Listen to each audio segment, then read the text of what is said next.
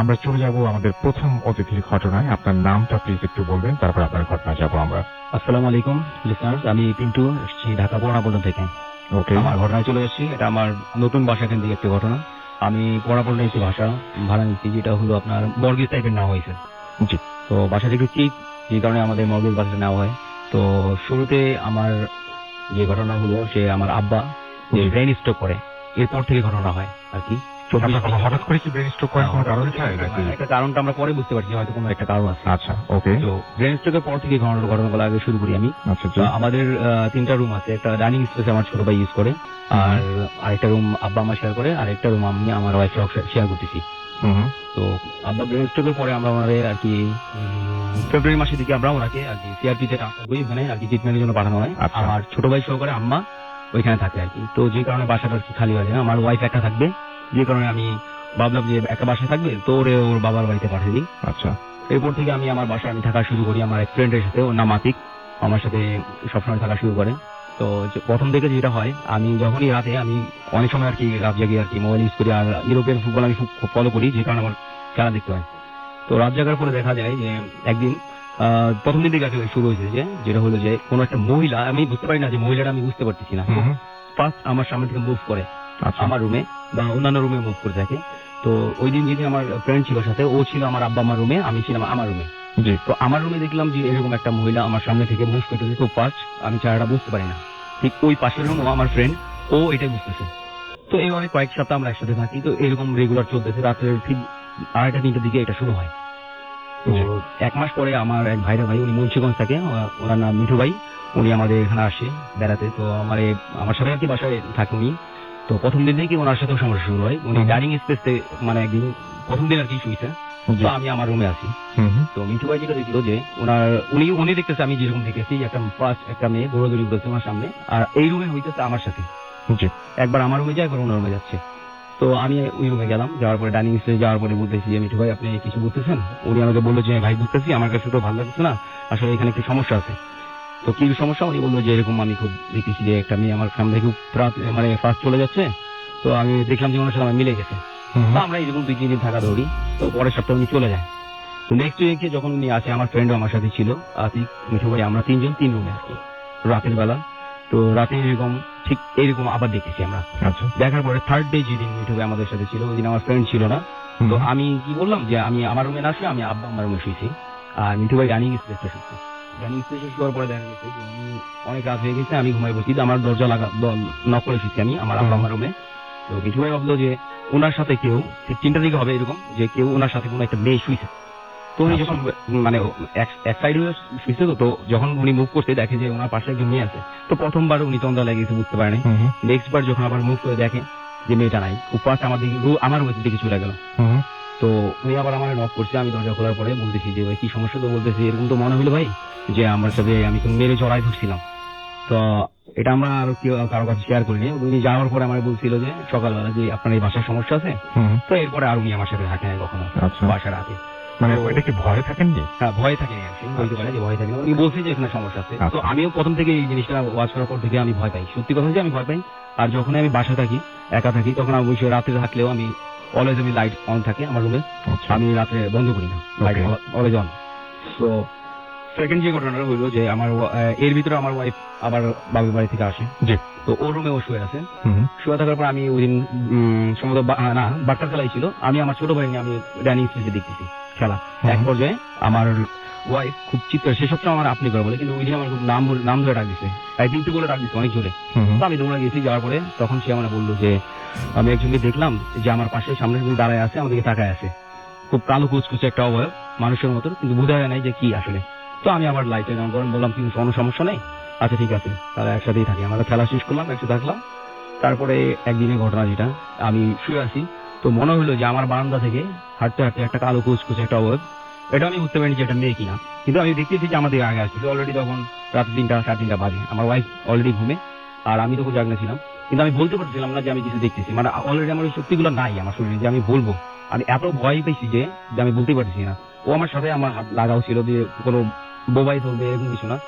ওই অবয়বটা আমার প্রথমে ওর হাতটা চাপ দিয়ে আমার নাকের উপরে ধরছে, ধরার পরে নাকের উপরে ধরে, অবয়বটা নাকের উপরে চাপ দিয়ে ধরে, তারপর আমার মুখের উপরে ঘাড়ের উপরে মানে বুকটার উপরে বসার চেষ্টা করে, বুকটার উপরে বসছেও। তো আমি অনেক চেষ্টা করছি আমার নিজে সারানোর জন্য, কিন্তু আমি এক পর্যায়ে যে 1-1.5 মিনিট পরে আমার ওয়াইফ তখন আমার ধরছে, আমি ওরে বললাম যে আমি চিৎকার দিয়ে উঠছি, তখন আর জিনিসটা আমি আর দেখিনি।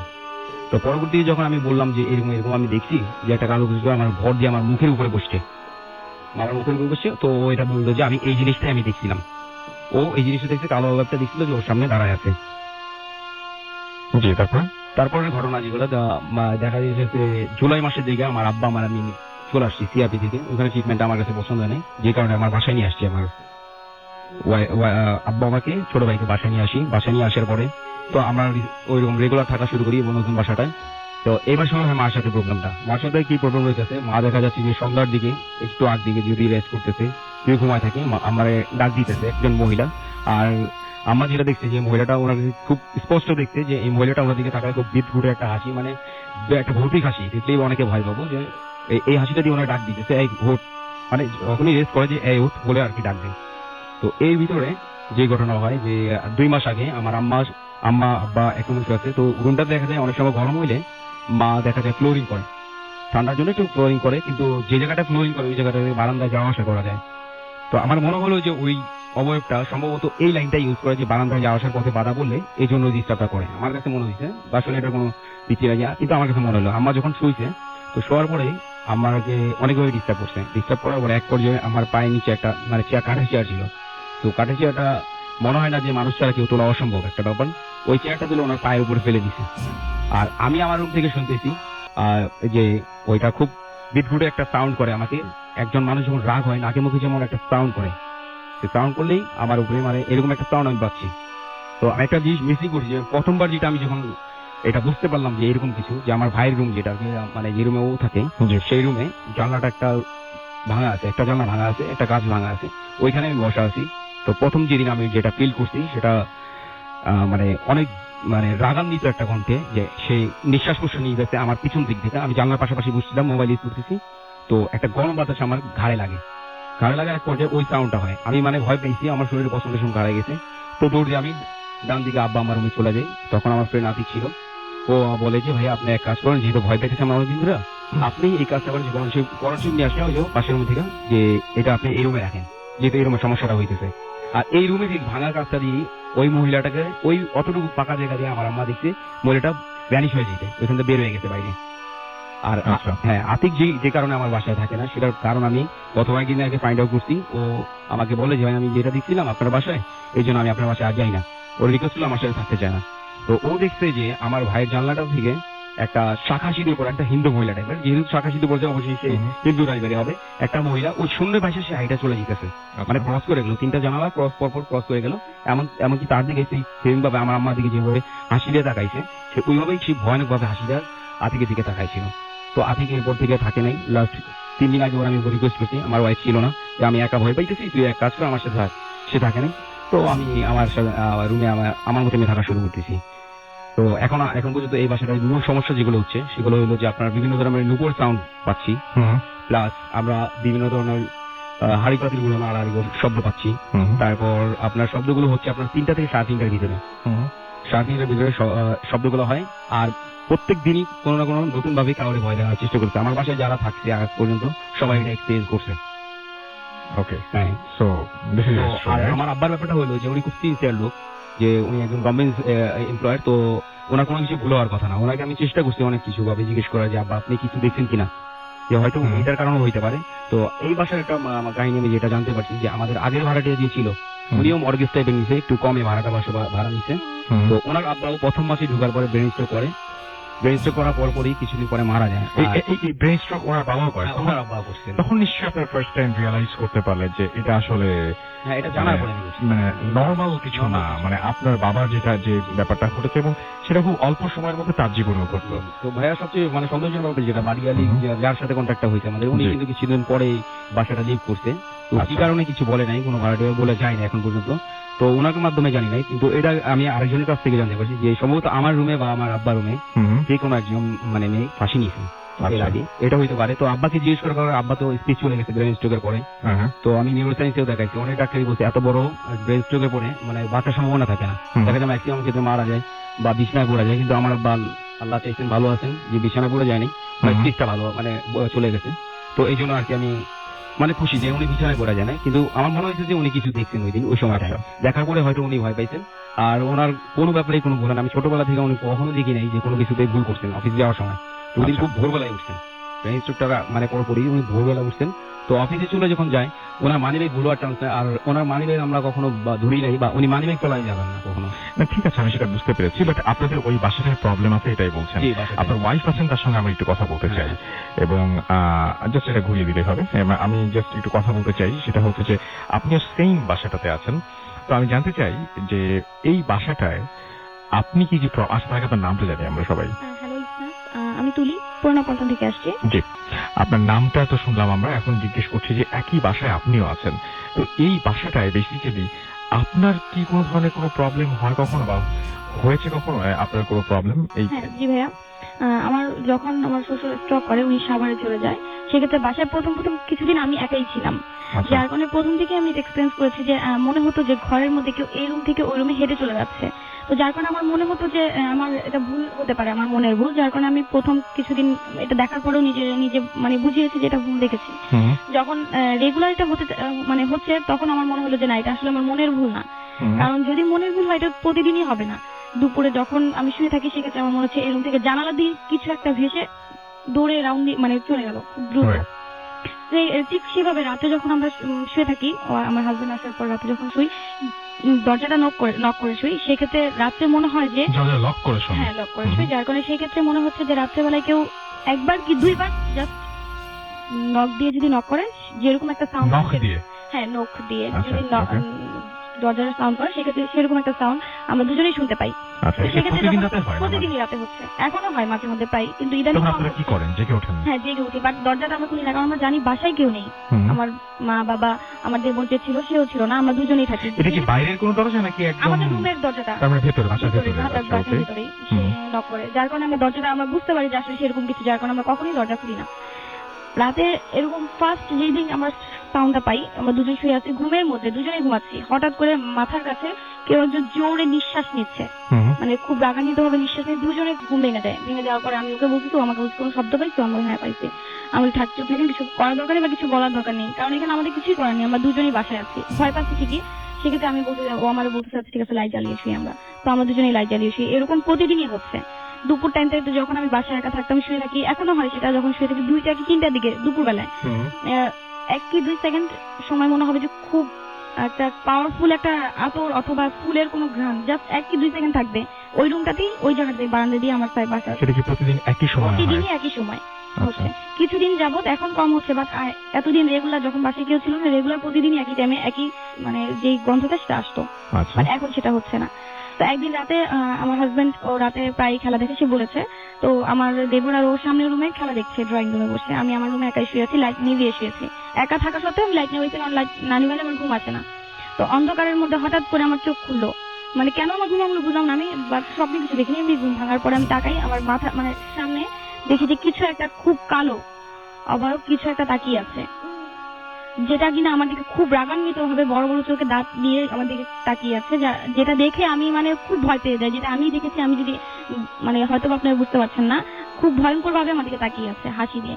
তো আমি আমার হাজবেন্ডকে কখনো নাম ধরে ডাকি না, সেদিন ভয়ে আমি খুব জোরে নাম ধরে ডাকছি, যেটা কিনা ওনার কথাও না, মানে এত জোরে আমি ডাকতে শুনেছি, কারণ খেলা দেখতেছে সাউন্ড অনেক দেওয়া, টিভির সাউন্ড অনেক জোরে দেওয়া ছিল, এই রুম থেকে সামনের রুমে এত জোরে চিলে তুই দৌড়ে এসে পরে আমাকে কি হয়েছে। তো আমি তখন ওকে রাত্রে কিছু বলিনি, পরে সকালে আমি সেটা শেয়ার করি। এটা সেদিন আমি ফার্স্ট লাইভ কিছু একটা দেখেছি, বাট এমনিতে প্রতিদিনই আমি দেখতেছি এই রুম থেকে এই রুমে কিছু একটা দৌড়ে চলে যাচ্ছে। আচ্ছা, এই যে বাসাটা আছেন আপনারা, এই বাসাটায় সবচাইতে অনেক কিছু এক্সপেরিয়েন্স করছেন, কিন্তু সবচেয়ে কোন জিনিসটা বেশি ভয় লাগে, যেটা আপনি টলারেট করতে পারেন না, বা যদি আপনি চান যে এখনই বন্ধ হয়ে যাক, এরকম কি আছে?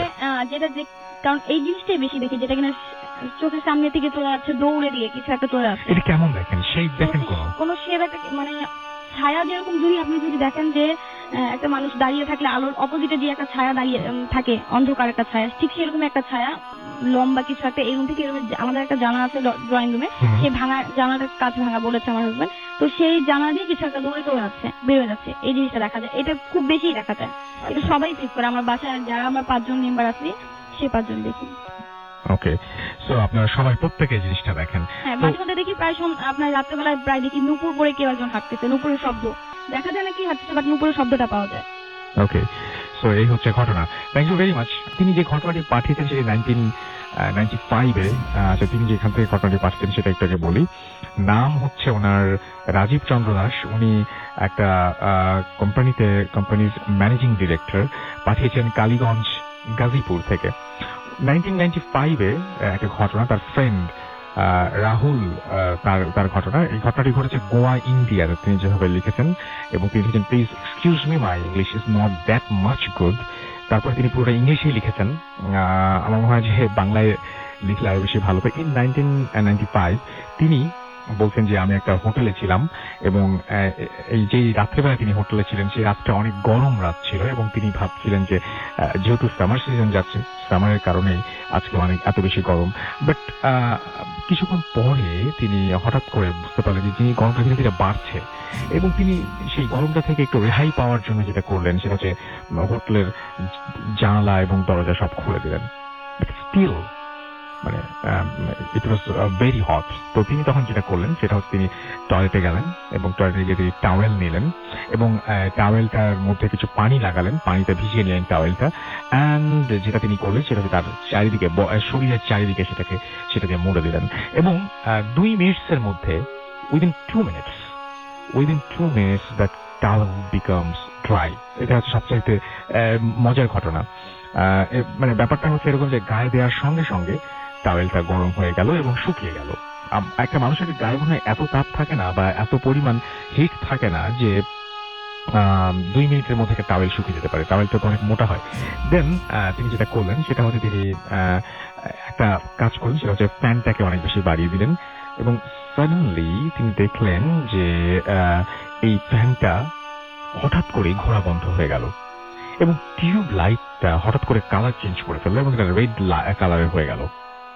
দেন তিনি যেটা করলেন, তিনি বুঝতে পারলেন যে তিনি চিৎকার করতে শুরু করলেন এবং হেল্প চাইলেন ভয় পেয়ে, এবং কেউ তার ভয়েস কোন একটা কারণে শুনতে পাচ্ছে না। বাট দরজা জানালা সবকিছু তো খোলা, সুতরাং তার ভয়েস না শোনার মতো কোনো কারণ নেই।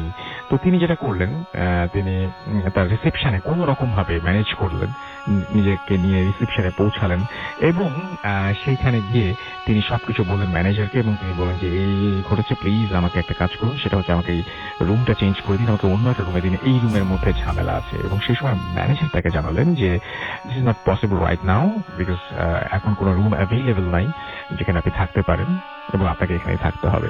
সো তিনি যেটা করলেন সেটা হচ্ছে stage all the night at reception, এবং যখন সকাল হলো তখন রুম বয় আসলো, এবং তিনি তাকে সব ঘটনা খুলে বললেন, এবং রুম বয়কে রিকোয়েস্ট করলেন, খুব জানার ইচ্ছা ছিল তার যেখানে কি ঘটেছিল। সো তিনি রুম বয়কে রিকোয়েস্ট করলেন যে এই হোটেলে কি ঘটেছিল, কেন আমার এরকম হলো, তুমি কিছু জানো কিনা। তখন রুম বয় তাকে জানালো যে ইয়েস, এই ঘরটার মধ্যে ঝামেলা আছে, এবং এই ঘরটায় যে ঝামেলা আছে সেই ঝামেলাটা হচ্ছে এরকম যে বহুদিন আগে এইখানে একটি মেয়ের সাথে খুব অন্যায় কিছু করা হয়েছিল, রেপড হয়েছিল মেয়েটা, এবং তারপর সেই মেয়েটি গায়ে আগুন ধরিয়ে দেয় এবং সে নিজেকে জ্বালিয়ে দেয়, এবং সেইটার পর থেকে এই ঝামেলাগুলো শুরু হয়ে যায়, এবং এটাই হচ্ছে মেইন ঘটনা। এবং এটাকে অনেক ধামাচাপা দেওয়ার চেষ্টা করার ফলেও কোনো লাভ হয়নি। হোটেলের যে ম্যানেজমেন্ট রয়েছে তারা এই ঘরটা যেটা করে সেটা হচ্ছে এই ঘরটায় তারা হচ্ছে মানে সবসময় মানে এমনিতেই মাঝে মাঝে খোলে, এবং এই ঘরটাতে মানে এক্সট্রা মানি ইনকাম করার জন্য। এটাই হচ্ছে মেইন প্রবলেম ছিল সেই হোটেলটার। তো আমরা কতগুলো ঘটনা শুনলাম যে আপনার রুমের মধ্যে হঠাৎ করে একটা অস্বস্তি শুরু হয়ে যায়, ঠিক একই সময় আপনি নক শোনেন এবং ঘুম ভেঙে জেগে ওঠেন, আপনি যদি অস্তিত্ব ফিল করতে পারেন যে কেউ আপনার রুমের মাঝখান দিয়ে দৌড়াদৌড়ি করছে, বা সেক্ষেত্রে সে তো বুঝলেন যে একটা বাসা ভাড়া নেওয়ার কারণে এত মানে আপনি জানেন না সেই বাসার পাস্ট মানে হিস্ট্রি কি সেটা আপনি জানেন না, এবং বাসাটা ভাড়া নেবার পরে এরকম ঝামেলা শুরু হয়ে গেল। এবং আমাদের যে ফার্স্ট যিনি ঘটনা শেয়ার করেন তাকে চরম মূল্য দিতে হচ্ছে, তার বাবার যে ঝামেলাটা হয়েছে, ব্রেন স্ট্রোকের কথা বলছেন, সেটা যে হয়েছে সেটা কিন্তু একমাত্র এই বাসাটার কারণেই বলে তারা মনে করছেন। আমি আবারও বলছি যে ঠিক একইভাবে এই ভদ্রলোক একটা হোটেলে উঠে পড়েছিলেন, এবং সেই হোটেলে গিয়ে তিনি বুঝতে পারলেন যে এই হোটেলে মানে ঝামেলা আছে, এবং তিনি সেই হোটেলটার মধ্যে মানে হঠাৎ করে এখন শীতের সিজনে শুরু হচ্ছে, তাই না, যে কোনো সময় যে কেউ ঢাকার বাইরে বেড়াতে যাবেন হয়তো, এবং এরকম একটা হোটেলে উঠে পড়তেও পারেন, এবং এরকম একটা রাত আপনার জীবনেও আসতে পারে। বাট আবার আজকে এই মুহূর্তে আজকে রাত্রে যদি আপনার জীবনে এরকম কোনো রাত হয়, কেমন লাগবে একটু চিন্তা করুন। আপনি চিন্তা করবেন। সেকেন্ড অতিথির কাছে আপনার নামটা প্লিজ একটু বলবেন, তারপরে আমরা আপনার ঘটনা যাব। লিসেনার্স, ম্যাজিক ফ্রম পুরান ঢাকা সূর্যপুর থেকে। ওকে ম্যাজিক, আমরা আপনার ঘটনা শুনি। বলতে যাচ্ছি সেটা বেসিক্যালি আমার ফ্রেন্ড সুজন থেকে কালেক্ট করা। জি। তো সেদিন সুজন আমাকে এই ঘটনাটা বলার পর ভাবলাম আজকে প্রথমে এসে এই ঘটনাটা শেয়ার করবো। তো যেটা হচ্ছে, সুজন আমার ফ্রেন্ড ঢাকা আসছে আজকে মিনিমাম 5 থেকে 7 বছর হয়, এর বেশি না। ওর ব্যাকগ্রাউন্ড গ্রামে, ও গ্রামে একটি ছেলে, আর খুব সাহসী একটি ছেলে। সেটা হচ্ছে ও আর ওর ফ্রেন্ড সার্কেল যারা ছিল গ্রামে, তারা একদিন হঠাৎ বিকেলবেলা হাইড এন্ড সিক খেলতে খেলতে তো ভাবে যে হাইড এন্ড সিক খেলবে। তো হঠাৎ করে মাথায় ওদের প্ল্যান আসলো যে ওরা গ্রামে আম চুরি করবে। ওরা হাইড এন্ড সিক খেলতেছিল মিনিমাম 10 থেকে 15 জন। তো ওরা ভাবছে যে এতজন আম চুরি করতে গেলে তো ধরা খেয়ে যাবে, তো তার জন্য ওরা 3-4 জন যাবে, আর যারা যারা ছিল তাদেরকে রেখে যাবে, আর ওরা বলবে না যে কাজে কাজে নিয়ে যাবে। তো ওরা 3-4 জন মিলে প্ল্যান করার পর তো সবাই যখন হাইড এন্ড সিক খেলার সময় লুকিয়ে গেছে, ওরা 3-4 জন উঠছে বট গাছের উপরে। আর সুজন যে আমার ফ্রেন্ড, ও বট গাছের সবচেয়ে উপরের যে ডালটা ছিল ওই ডালটাতে উঠছে। ওঠার পরে বসার পরে দেখে ওর হাতে কিছু একটা বেজে চলে আসছে। সেটা হচ্ছে বট গাছের ডালে মিনিমাম 50 থেকে 60টা তাবিজ ছিল। আচ্ছা। যেটা নাকি একটা ব্যাগে করে বাঁধা ছিল। ব্যাগের মধ্যে? হ্যাঁ, একটা ব্যাগের মধ্যে তাবিজ ছিল। তো বট গাছের নিচেই ছিল একটা মুদি দোকান। ওই মুদি দোকানে নাকি ওর কেমন কাজিন মুদি দোকানে চালায়। তো ও বট গাছে থেকে মুদি দোকানদারকে বলতেছে যে ভাইয়া, বট গাছের উপরে তো দেখলাম একটা তাবিজ। ওই ভাইয়া নিচে থেকে বলতেছে যে তাবিজ মানে কি, তো তুই নিচে চলে আয়। তো সুজন নিচে চলে আসার পর দেন ওই ভাইয়া বলতেছে যে কি দেখছিস উপরে। সুজন বলতেছে যে উপরে তো দেখলাম 50 থেকে 60টা তাবিজ মিনিমাম বাঁধা বট গাছের একটা ডালে। ওই ভাইয়া তারপর বলতেছে যে তাবিজ গুলো কেটে নিয়ে আয়। তো সুজন আবার কি করলো, ও ওই গাছের ডালে আবার চললো। চড়ার পর তাবিজ গুলো কেটে নিয়ে আসছে। নিয়ে আসার পর ওই ভাইয়াকে তাবিজ গুলো দিয়ে দিল। দেন ওই ভাইয়া তাবিজ গুলো কি করছে না করছে এটা ও বলতে পারে না। ওই ভাইয়া মিনিমাম যে ভাইয়া তাবিজটা নিচে মুদি দোকানের ভাইয়াটা মিনিমাম হয়তো বা তাবিজটা ফেলে দিতে, এরকম একটা কিছু। তো তখন খুব ছোট ছিল, আমাকে যেভাবে বললো যে ও বাসে চলে গেছে। বাসে চলে যাওয়ার পর রাতে ডিনার করে ঘুমিয়ে পড়ছে। তো ঘুমিয়ে পড়ার পর সকালবেলা যখন নাকি সুজন উঠলো বাসা থেকে, তো ও দেখতেছে যে বাসার ম্যাক্সিমাম সবাই ওর পাশে বসা। আচ্ছা। আর আন্টি ওর সাথে ওর মাথার উপর হাত বোলাচ্ছিল, এরকম একটা কিছু।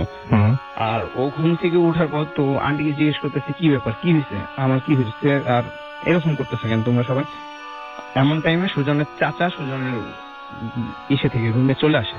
চলে এসে বলতেছে যে কি রে, কালকে রাতে তোর কি হয়েছে। তো সুজন বলতেছে কালকে রাতে কি হয়েছে না হয়েছে আমি কিভাবে বলবো, আর সবাই সকালবেলা আমার রুমে কেন।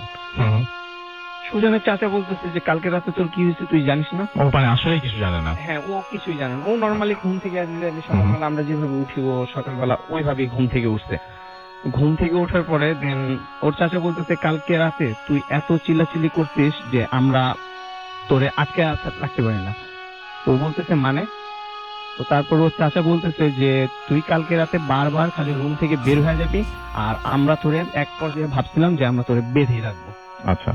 তারপরে সুজনের শরীরে দেখতেছে সুজন নিজেও যে অনেকগুলা দরজা থেকে স্পট পড়ে আছে, এই টাইপের কিছু একটা। তো তখন বুঝতে পারছে যে না, ঘটনাটা সত্যি, আর ওদের সবাই যা বলতেছে ওইটা একদম ঠিক।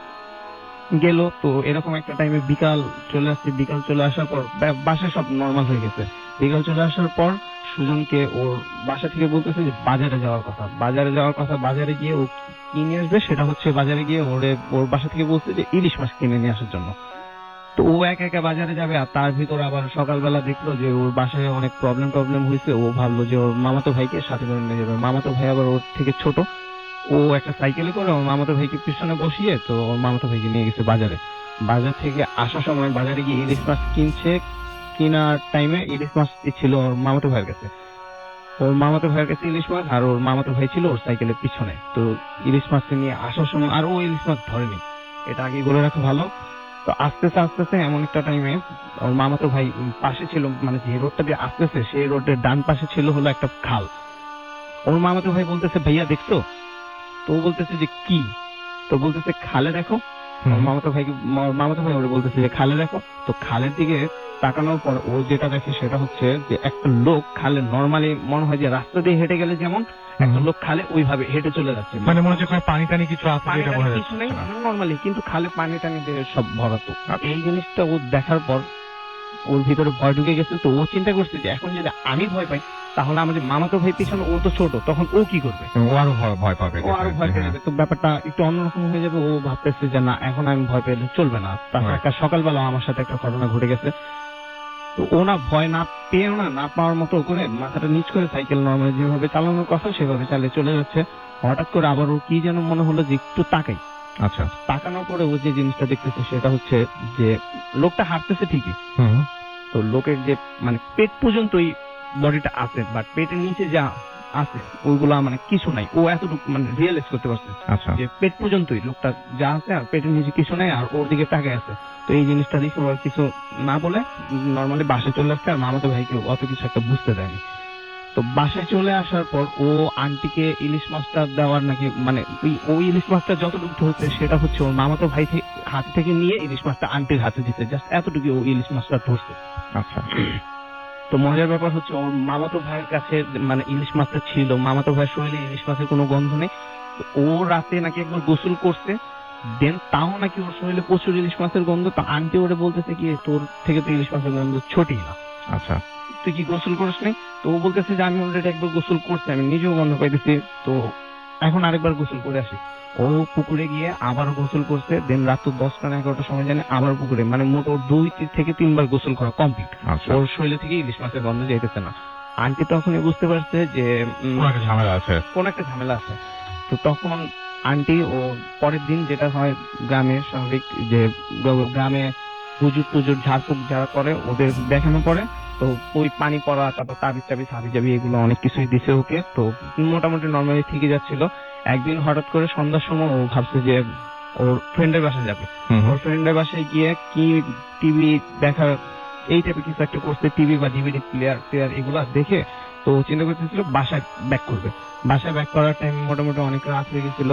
অনেক রাত হয়ে যাওয়ার পর এমন টাইমে পড়তেছিল বৃষ্টি। তো বৃষ্টি পড়ার আগে ওই যে বিদ্যুৎ চমকালে একটা আমরা আলো দেখতে পাই না, ওই আলোটার ভিতর ও দেখলো কি ওর সামনে একটা শ্যাডো টাইপ কিছু একটা দাঁড়ানো।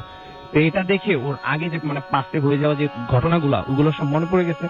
ও এমন টাইমে অনেক মানে দৌড়াবে এমন একটা সিচুয়েশন। তো ও এক পর্যায়ে দৌড়ে দিচ্ছে। দৌড় দেওয়ার পর ওর ফ্রেন্ডের বাসা থেকে ওর বাসা মিনিমাম যেতে 5 থেকে সর্বোচ্চ 5 মিনিট লাগবে। তো ও দেখতেছি কি ও মিনিমাম 15-20 মিনিট দৌড়েছে। দৌড়ানোর পর ও স্টিল যে জায়গায় দাঁড়ানো ছিল ও ওই জায়গায় আছে। 15-20 মিনিট দৌড়ানোর পরে ও স্টিল ওই জায়গায় আছে। তো এমন টাইমে নিচে তাকানোর পরে ও দেখতেছে যে ও মাটি থেকে মিনিমাম 1 হাত উপরে ভেসে আছে। আচ্ছা। 1 হাত উপরে ভেসে আছে। তো পরে এটা দেখে ও সাথে সাথে বেহুশ হয়ে গেছে। অজ্ঞান হয়ে যাওয়ার পর ও ঘুমে থেকে যখন নাকি উঠলো, উঠে দেখলো যে ও বাসায় আছে, কিভাবে আসছে না আছে ও কিছুই জানে না। তো এমন টাইমে ও গ্রাম থেকে তারপর চলে আসছে আমাদের বাসার নিচে, মানে আমরা এখন যে বাসাটাতে থাকি ওই বাসার নিচেই। তারপর সুজনরা এই ভাড়া চলে আসে।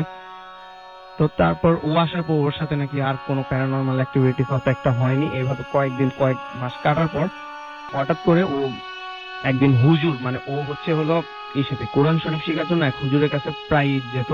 হুজুরের কাছে যাওয়ার পর একদিন হুজুর ওরে কোরআন শরীফ শেখার টাইমে ওরে বলতেছে যে সুজন তোমার কি কিছু একটা হইছে? আচ্ছা। হুজুর হঠাৎ করে ওকে মানে কোনো কিছু না জিজ্ঞেস মানে বলার ফলে মানে কিছুই জানেন না হুজুর, হ্যাঁ। হঠাৎ করে কথাটা শুরু হুজুর করেছেন। হঠাৎ করে বলতেছে যে আচ্ছা। সুজন তোমার কি বাবা কিছু একটা হইছে? আচ্ছা। তো ও বলতেছে কেন হুজুর হঠাৎ আমাকে এটা এই বললেন? প্রশ্ন কেন করছেন? এই প্রশ্ন কেন করতেছেন? তো হুজুর ওকে জাস্ট এতটুকু বললো যে এই ক্লাস শেষ হয়ে যাওয়ার পর সবাই চলে গেল, তুমি থেকে যাবা, আচ্ছা। আমার তোমার সাথে একটু কথা আছে। ওকে। তো ও হুজুরের থেকে ওই কথা আছে শোনার পর ও থেকে গেছে। তো থেকে যাওয়ার পর হুজুর অজু টজু করে কিছুক্ষণ পর আবার ভিতরে ওই রুমে চলে আসছে। চলে আসার পরে বলতেছে যে এখন বসো। ওরা একটা কি যেন একটা মানে কিভাবে যেন একটা বসতে বলছে, তো ওই স্টাইলে ও বসছে। বসার পরে এখন হুজুর ওরে বলতেছে যে আমি যাই করে না করি, আমি যতক্ষণ পর্যন্ত না বলবো উপরে তাকাতে, তুমি ততক্ষণ পর্যন্ত উপরে তাকাবা না, তুমি নিচেই তাকায় থাকবা। আর যাই হোক তুমি নিচেই তাকায় থাকবা, আমি বলবো দেন তুমি উপরে তাকাবা। তাছাড়া সুজন তুমি কখনো উপরে তাকাবা না, আর না হলে প্রবলেম হবে একটা। তো ওইভাবে ও নিচে তাকায় আছে।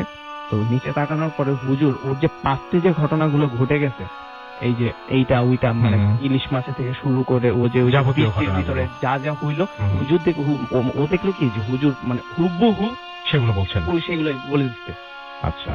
আর এমন একটা টাইমে হুজুরের চারপাশে থেকে এমন স্মেল, সুন্দর স্মেল আসতেছিল, হুম। তো ও এটা দেখে না ওর অনেক ইচ্ছে হইতেছিল যে উপরে তাকানোর জন্য, আর হুজুর কি করতেছে মানে একটা কিউরিওসিটি কাজ করে ওর ভিতরে। রাইট। তো সেটার জন্য ও আর উপরে তাকায়নি, যেহেতু হুজুর ফার্স্টেই বলে গেছিল যে কখনো উপরে তাকাবো না। দেন কিছুক্ষণ পরে হুজুর ওকে বললো যে এবার তাকাও।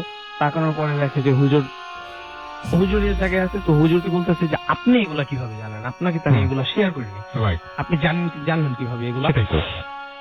তো হুজুর তখন ওকে একটাই কথা বললো যে তুমি বাসে চলে যাও, আর আমি জানলাম কিভাবে এই প্রশ্নটা কখন করবা না। আচ্ছা। তো ও বুঝতে পারছে যে কোন একটা ঝামেলা আছে কোন একটা এখনো। ঝামেলা হুম। আছে, না হলে হুজুর আমাকে এতদিন পরেও কিভাবে কেন এগুলা বললো। আর কোন একটা কারণে হুজুর সেটা জানাতেও চান না যে আসলে হ্যাঁ কি হ্যাঁ হয়েছে। হ্যাঁ, হুম। হুজুর একটা এই কোন একটা কারণে এটা জানাতেও চান না। তো যাক, এই কথাটা ও হুজুর যে ওরে এত কিছু বলে দিতে, এই কথাটা তারপর ও বাসায় যাওয়ার পর ওর আম্মুর কাছে শেয়ার করছে। ওর আম্মুর কাছে শেয়ার করার পর ওর আম্মু আবার ওর আব্বুকে রাত্রে করে বলছে যে দেখো সোহেলের সাথে এগুলা যে হইছে, তো হুজুরের কাছে হুজুর তো ওরে আজকে এগুলা বলছে। তো ওর আব্বু বলছে যে তাহলে এক কাজ করো, কালকে লাঞ্চের টাইমে হুজুরকে ইনভাইট করো বাসায় আসার পর জিনিসটা আসলে কি এটার ব্যাপারে একটু কথা বলি হুজুরের সাথে। তো ও সকালবেলা গিয়ে হুজুরকে লাঞ্চে ইনভাইট করে আসছে। হুজুরও লাঞ্চে এসে লাঞ্চ টাঞ্চ করার পর বাসার যে মুরব্বী যারা ছিল জি। সবাই মিলে বসছে, যে বসার পর হুজুরকে জিজ্ঞেস করতেছে যে ওর যে একটা প্রবলেম হয়েছে সেটা তো বুঝতে পারছি, হুম। এখন এটা সলিউশন কি? তো দেন হুজুর বলতেছে ও একটা ওর গাছের থেকে ওই একটা ওদের গ্রামে একটা বট গাছ ছিল, বট গাছের থেকে অনেকগুলো তাবিজ ওগুলা কেটে ফেলছে। আর ওই আচ্ছা। তাবিজটা নাকি আল্লাহ কোন এক পরেশগার বান্দা অনেক বছর আগে, মানে মিনিমাম 700 না 800 বছর আগে এরকম একটা টাইমে ওই গাছে ওই তাবিজগুলা মানে বেঁধেছিল। সেটার কারণটা হলো ওই যে গ্রামটা, ওই গ্রামে নাকি অনেক নদী ভাঙ্গা, তারপর আরো আদার্স অনেক প্রবলেমই ছিল। হুম। তো প্রবলেম থাকার কারণে ওই তাবিজটা বাঁধার পর আর কোনো প্রবলেম হয়নি ওই গ্রামে। আর হুজুর এটাও বলতেছে যে ও যে মানে ওর যে ভাইয়াটাকে, ওর ভাইয়ার ডিসিশনে ও যে তাবিজগুলা মানে কাটলো, হুম। সেই ভাইয়ার নাকি এখন অবস্থা অনেক খারাপ, আর ওই গ্রামেরও নাকি অবস্থা অনেক খারাপ। তো তারপর আঙ্কেল খোঁজটোজ নিয়ে দেখে যে হ্যাঁ ওই ভাইয়া এখন গ্রামের মানে রাস্তার ফকির এই টাইপের কিছু একটা। আচ্ছা।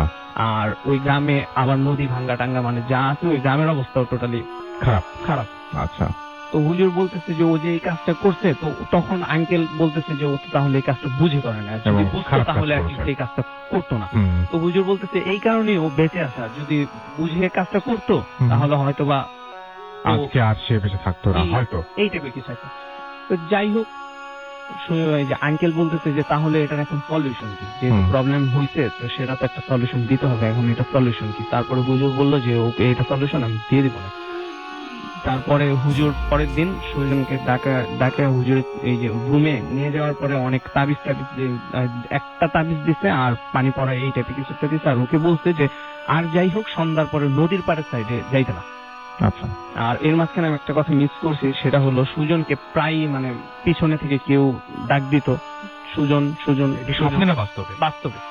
অথচ ও পিছনে ঘুরে তাকানোর পরে দেখতো যে মানে পিছনে কেউ নেই, পিছন থেকে ওকে খোঁচা দিত, থাপ্পড় দিত, আর পিছনে ঘুরে তাকানোর পরে দেখতো যে কেউই নেই পিছনে, ও নর্মালি। তো হুজুর ওকে বললো যে নদীর পাড়ে যেতে পেত না। তো হুজুরের কথা মতো নদীর পাড়ে সন্ধ্যা হলে যেত না।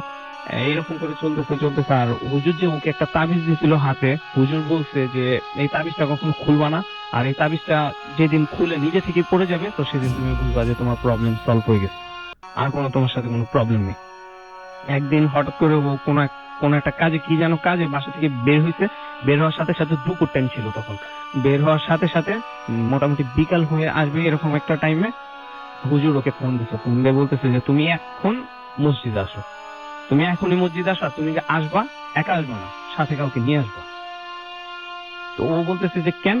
হুজুর বলতেছে যে কোন একটা সমস্যা। হুজুর নিশ্চয় খুব তাড়াহুড়া করছে। হ্যাঁ হ্যাঁ, হুম। হুজুর খুব তাড়াহুড়ো করতেছে।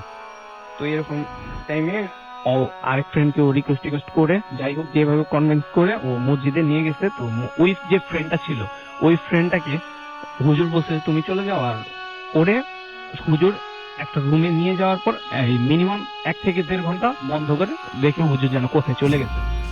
তো নামাজের টাইম হয়েছে, নামাজের টাইম হওয়ার পর দিন হুজুর আসছে, আসার পর রুম খুলে তারপরে ওকে বলতেছে যে কোনো কথা না বলে উজু করো, উজু করার পর নামাজ পড়ো।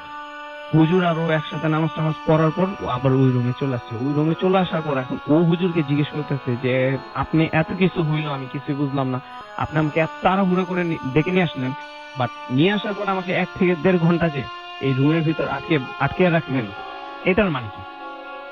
তাহলে আমাকে এত তাড়াহুড়ার করার দরকারটা কি ছিল? আর তাহলে 1.5 ঘন্টা আমাকে এই রুমে একা অফ করে রাখলেন কেন? তখন হুজুর বলতেছে আজকে তোমার এমন একটা রিস্ক ছিল আর এমনই একটা ফারাক আসছে, যেটা মানে কি বলবো, আজকে তোমার লাইফের উপর ব্যাপারটা যাইতো। তো যাই হোক, তুমি এখন এটা থেকে সেফ হয়ে গেছো, আমি এইখানে এই কারণে আর এর থেকে বেশি কিছু জানতে চাও না। মানে হুজুর ও কোনো একটা কোশ্চেন করলে জাস্ট এতটুকু বলতো যে যতটুকু জানাচ্ছি ততটুকু জানো, এর থেকে বেশি কিছু জানতে চাও না।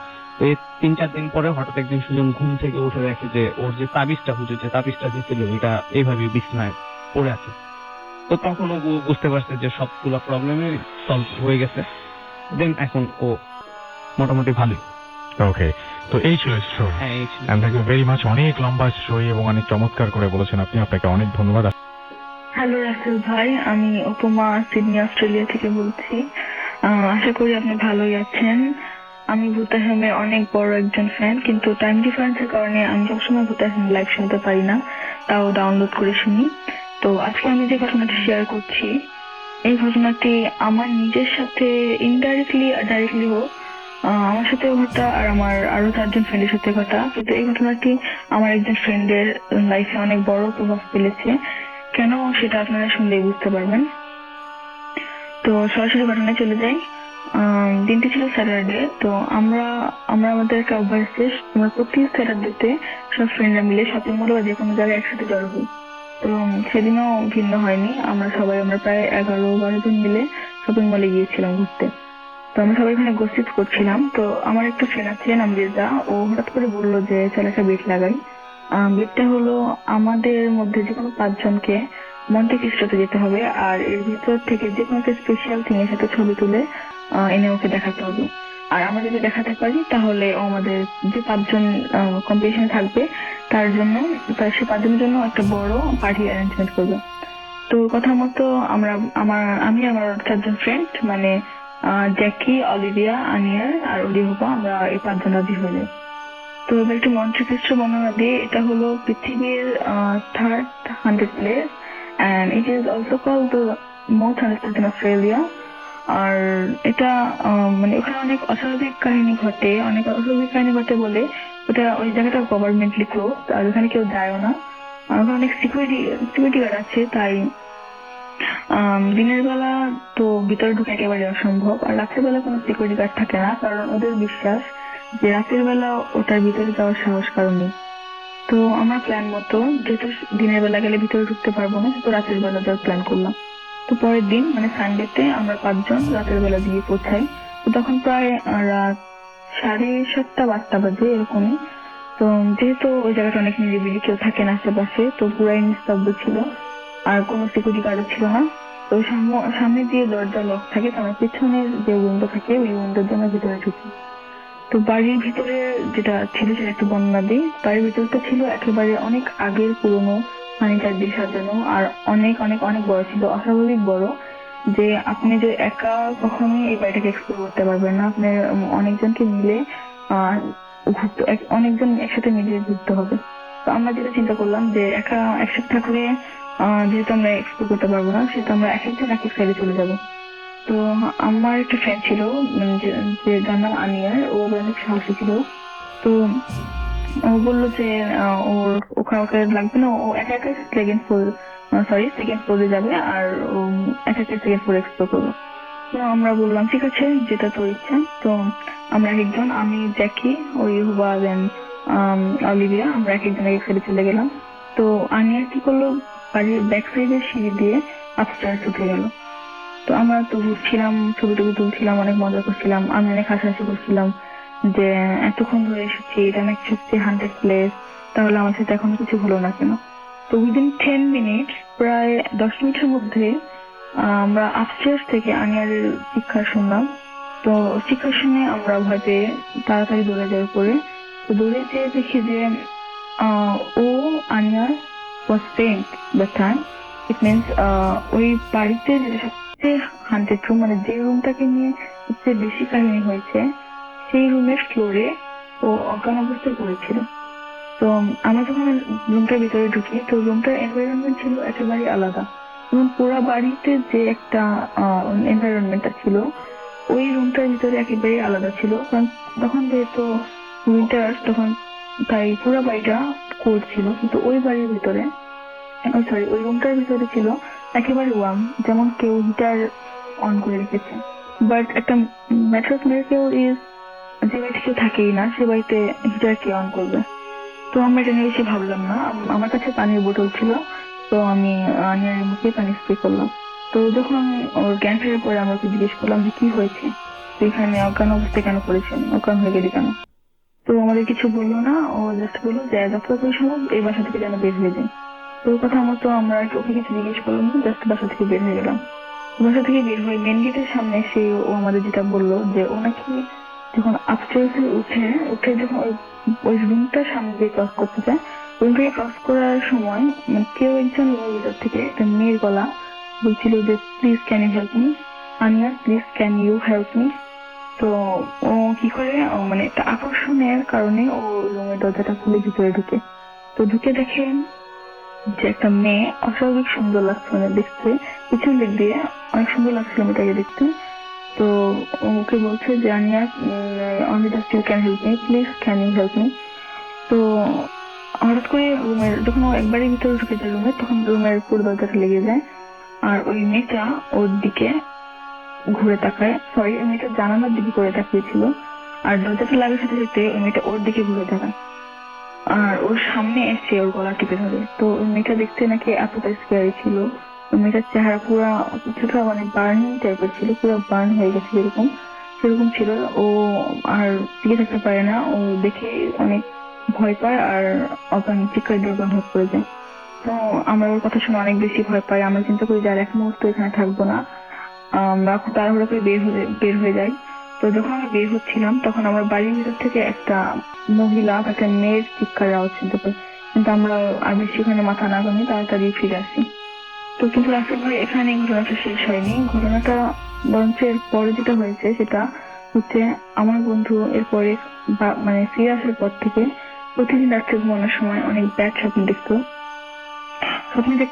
ওর স্বপ্নে ওই মেয়েটা এসে ওকে বলতো যে তুমি আমাকে কেন সাহায্য করলে না, একমাত্র তুমি আমাকে সাহায্য করতে পারো, তুমি কেন আমার কাছে আসো না, আমি তোমাকে নিয়ে যাবো আমার সাথে করে।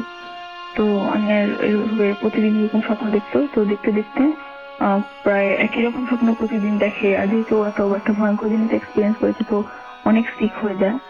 তো আমরা অনেক ওয়ারি করি ওকে নিয়ে, ওয়েট করে। তো ও যথেষ্ট ছিল, কোনো রিলিজিয়ন নেই। তো আমি ওকে রিকোয়েস্ট করার পরে আমি একটা আমার চেনা পরিচিত হুজুরের কাছে নিয়ে যাই। তো হুজুর ওকে প্রথম দেখে তাবিজ দেয় আর পানি করা দেয়। তারপরে আমাদের যেটা বলে যে ওর শরীরের, ইট মিনস ওর লেফট হ্যান্ডের যে কোনো একটা আঙ্গুল কেটে ফেলতে হবে। তো আমরা হুজুরকে অনেক বলি যে এটা তো অনেক বড় একটা রিস্ক, এটা ছাড়া কি আর কোনো উপায় নেই? তখন হুজুর আমাদের যেটা বলে যে না, এটা ছাড়া কোনো উপায় নেই, ওকে যেভাবেই হোক ও মানে উনি আমাদের বলতে পারবেন না দেখছেন কি জন্য ওর বাম হাতের আঙ্গুলটা কেটে ফেলতে হবে, বাট এটাই একটা উপায় আছে ওকে বাঁচানো। দেন হুজুরের কথা মতো আমরা আনিয়ার বাম হাতের আঙ্গুল কেটে ফেলে দিই, আর আল্লাহর রহমতে এখন অনেক ভালো আছে। এই ছিল আমার ঘটনা রাসেল ভাই। আল্লাহ হাফেজ। তাদের কাছে আবার ফিরে যাচ্ছি। আপনার নামটা প্লিজ আরেকবার বলবেন প্লিজ। হ্যালো লিসেনার, আমি পিন্টু, আসছি ঢাকা বর্ণাপল্ল থেকে। ওকে, আপনার সঙ্গে আপনার ওয়াইফ আছেন, তো আমরা দুজনকে একটু শুনবো। তার আগে বলি যে আমার খুব ভালো লেগেছে শুনে এটা জেনে যে আপনার ওয়াইফ এবং আপনারা দুইজন আজকে এসেছেন, এবং আপনার ওয়াইফের আজকে বার্থডে এবং আপনারা এখানে এসেছেন। তো ভূত আশ্রম টিমের পক্ষ থেকে, আমাদের সমস্ত লিসেনারের পক্ষ থেকে আপনাকে বার্থডে অনেক অনেক অনেক অনেক শুভেচ্ছা। এই দিনটা অনেক বেশি স্পেশাল হয়, বাট স্টিল আপনারা আমার সঙ্গে আছেন এবং আপনারা এতগুলো লিসনারদের সঙ্গে রয়েছেন। তো আমি আশা করবো যে লিসনাররা সে আপনার মানে আপনি যে বাসায় পরিবার সবাইকে ছেড়ে যেখানে এসেছেন, সেই ব্যাপারটা লিসনাররা বুঝতে পারলেন এবং তারা আপনাদের সঙ্গে আছেন। Thank you very much for being here. Thank you Rasel ভাই, আপনাকেও আমাদের আজকে এখানে আসার জন্য এবং সবাই আমাকে উইশ করছেন তার জন্য আপনাদের অনেক ধন্যবাদ। দোয়া করবেন আমার জন্য সবাই। অবশ্যই, অফকোর্স। আচ্ছা, আমরা এখন বলি যে ওই বাসায় আপনাদের যে প্রবলেম গুলো শুনলাম, সেই প্রবলেমের বাইরেও তো আসলে রেগুলার কিছু প্রবলেম হয়, আরো কিছু প্রবলেম হয়। সেই প্রবলেম গুলো কি, যেগুলো খুব অসহ্য লাগে? আমরা শুনেছিলাম খুব ভয়ের প্রবলেম, কিছু কিছু প্রবলেম আছে যে অসহ্য লাগে, খুব বিরক্ত লাগে, যেগুলো যে কেন হয়? একটা প্রবলেম ভাইয়া, যেটা কমন প্রবলেম, যেটা যে কেউ ফেস করবে আমার রুমটাতে, যে কেউ মানে যে কেউ ফেস করবে, দিনে রাতে দিনে রাতে যে কোনো সময় আপনি ফেস করতে পারবেন। এটা কমন, আমি যে কারো জিজ্ঞেস করি যারা ফেস করছে, সেটা হলো যে আমার রুম বা আমার রুম আর ডাইনিং স্পেস থেকে মানে মিডলে যে জায়গাটা আছে, সেখান থেকে 3টা রুম থেকেই মিডলের জায়গাটা দেখা যাবে। ওই জায়গাটা আপনি যখনই আপনি কোনো জায়গা থেকে তাকাবেন, মানে আপনি একটা কাজ করতেছেন, যে কিছু করতেছেন, আপনি যখনই এখানে তাকাবেন, মনে হবে এই মাত্র একটা মেয়ে সরে গেছে পাশে। আচ্ছা, যে আপনার ও আপনাকে তাকাইছিল, বা ওই রুমে আপনি থাকলে, আমার রুমটাতে থাকলে মনে হবে যে আপনাকে কেউ দেখতেছে, মনে হবে কেউ আপনাকে দেখতেছে, কিন্তু আপনি যে সাউন্ডটা শুনে, সাউন্ডটা আপনি ধরেন, আপনি একটা, আমি রাগ হইলে, কারো উপরে প্রচন্ড রাগ হইলে দেখা যায় যে দাঁত মুখ একবারে নাক থেকে যে একটা নিঃশ্বাসে খুবই প্রচন্ড রকম সাউন্ড, যেটা একটা প্রাণী পক্ষে সম্ভব, মানুষের পক্ষে সম্ভব না। আচ্ছা, এরকম একটা সাউন্ড, এগুলো খুব অড লাগে। আর পিছন থেকে এই সাউন্ডটা বেশি হয়, আর রাতে 3টার পর থেকে পিছন থেকে মানে কিরকম সিচুয়েশন? আপনি একদিনের ঘটনা বলেন তো দেখি। সিচুয়েশনে যেমন আমি যখন আমি মোবাইলটা ইউজ করি, তো আমি একটু উপর হয়ে মোবাইল ইউজ করি, তো টিভির দিকে থাকলে তো পিছন থেকে আমার বারান্দার দরজাটা পড়ে, মনে হয় ওইখান থেকে দাঁড়ায় সে আমাকে, আমার দিকে মুভ করতেছে, আমাকে সাউন্ডটা করতেছে। যখনই আমি তাকাই, আমি কাউকে দেখতে পাই না, কিন্তু সাউন্ডটা আমি তখনও শুনতেছি, কন্টিনিউ চলতেছে, এভাবে আমি শুনতে পাই সবসময়। আচ্ছা, আপনি আপনি আর কিছু? হ্যাঁ, আপনি কিছু বলতে চাচ্ছেন, বলেন। হ্যাঁ, আরেকদিন আমি যখন রাতে শুয়েছিলাম, ঘুমের মধ্যে আমি ঘুমাচ্ছিলাম, তখন ও একটা ফেস করেছিল আমার চেহারাটা নিয়ে, একদম সাপ অবিকল, যে সাপের যে চেহারা সেটা ও দেখেছিল। আচ্ছা, দেখার পরে আমি যেটা করি আর কি, যে আমি তখন ঘুম থেকে অলরেডি উঠছি, ওঠার পরেই আমি মানে ভাবছি যে ওই জিনিসটাই হবো আমি, ওটা তখন আমার মাথায় নেই যে ও আমার ওয়াইফ।